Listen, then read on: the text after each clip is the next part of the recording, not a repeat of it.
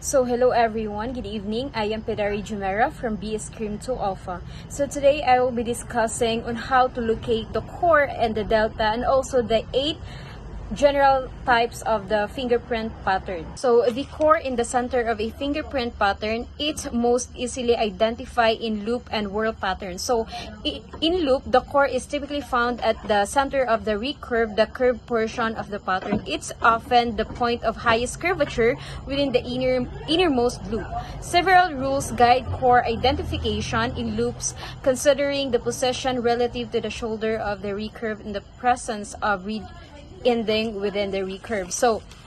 Ang core is we can locate the core in the center of the ridge or in the center of the pattern. Like for example, in loop, so we can identify the core in the center of the pattern.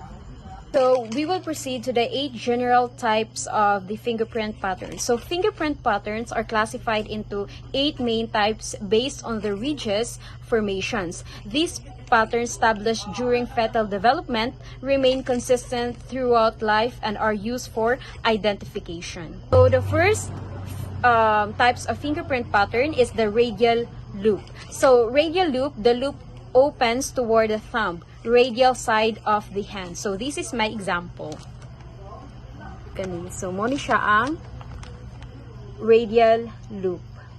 So the third is the plain whirl, concentric circles or spirals with 2 deltas. So this is my example of the plain whirl.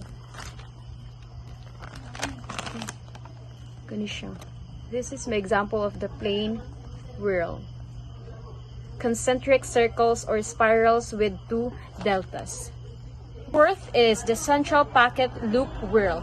A loop with a whirl at its end, the central ridge doesn't touch the outer whirl. So this is also my example of the central packet loop whirl.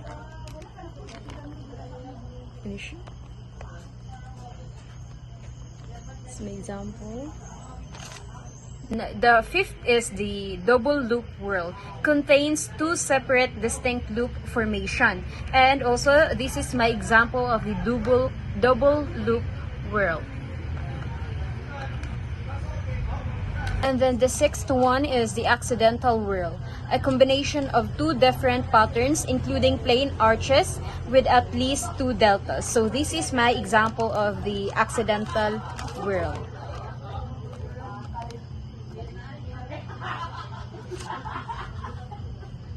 And lastly, tented arc, similar to a plain arc but with a sharp, pointed upward thrust in the center. So this is my example of the tented arc.